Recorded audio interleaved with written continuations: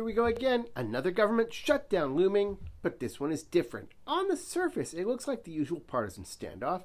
The House already passed a continuing resolution to keep the lights on and give Congress time to negotiate a permanent deal.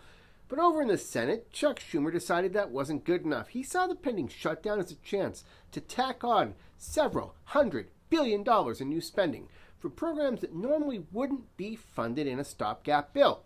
That stalled everything, and the clock is running out. Here's the part you won't hear on the evening news. The administration is preparing to use this shutdown as an opportunity to permanently fire tens of thousands of federal employees.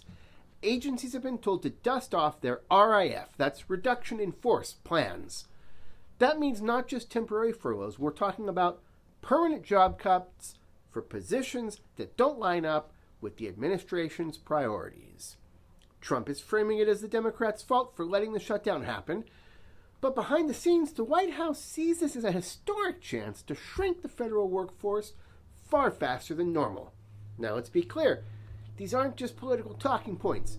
When you start removing entire layers of the civil service, you're changing the structure of the government itself.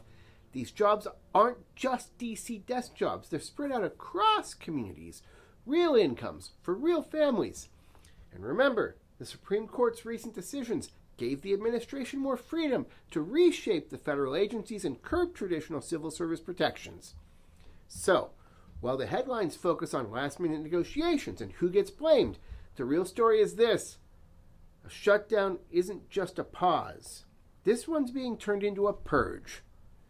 If you thought this was just another budget fight, think again. This is about using a crisis as cover to make permanent changes to the size and nature of our government. Stay tuned, because this week's DC drama is more than political theater. It's an economic story too, and it's going to have ripple effects for housing, jobs, and local economies.